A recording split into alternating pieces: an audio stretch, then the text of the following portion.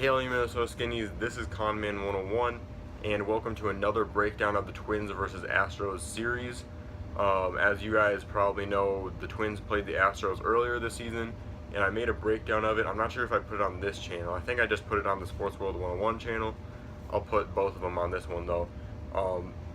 But as you unfortunately know, well, unfortunately for me, but fortunately for Jeff, the Astros swept the Twins last time they played, and that was really tough. But that doesn't say anything about how this series is going to turn out, because believe it or not, the Twins actually have a much better record on the road than at home.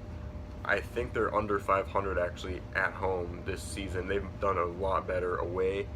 They just came off of a split series against the Orioles. It was looking like it was going to be a lot better than that because we won our first two games. But then our starters just kind of didn't do what they were supposed to do after that.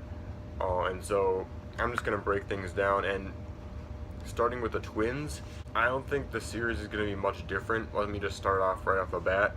But there's something that was corrected for the Twins that is kind of falling down again, and that's the pitching staff.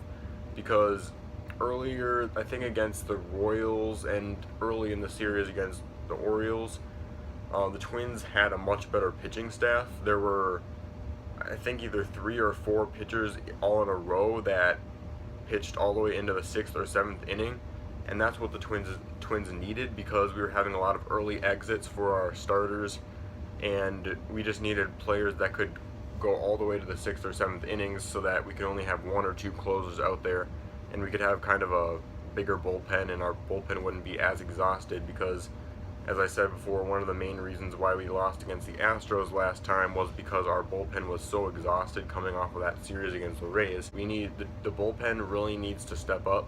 The relief pitching has been a bit better, but the starters really need to start allowing less runs. And Irvin Santana, Barrios, and Mejia is a new guy. The 3 of them have been really good as of late, but as for the rest of the pitching staff, it's really been bad. Gibson was kind of coming back, but then he fell right back down again, giving up, 5 runs in the first 3 innings. We just need to stop giving up runs really early in the game. I mean, our offense is getting really good. I mean, before maybe Buxton, I was kind of worried every time he went up to bat because he wasn't the best batter, but now there really isn't any batter going up to the plate that I'm even nervous about anymore. Every single Twin has been finding a way to get hits, and it's just been so awesome to see that, because the Twins haven't always been known as the most offensive team.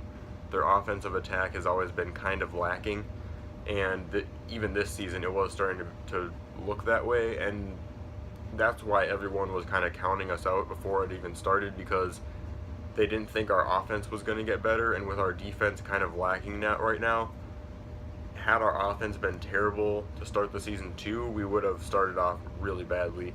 We would have been really bad right now. We would have had a much below 500 average, but our offense has really kind of kept us in this division and in all the games. So if our defense can pick up, if our pitching staff can get better starts and better relief pitching, then I think we can really make a dent in the division deficit behind the Indians right now. I seriously think we can be a playoff threat if we continue to develop our defense and our pitching so that we don't give up a lot of hits and runs really early in the game. Now, the fact that I just started talking about the pitching is really, really bad considering we're against the Astros, because we've been really good against teams that aren't heavy hitting teams.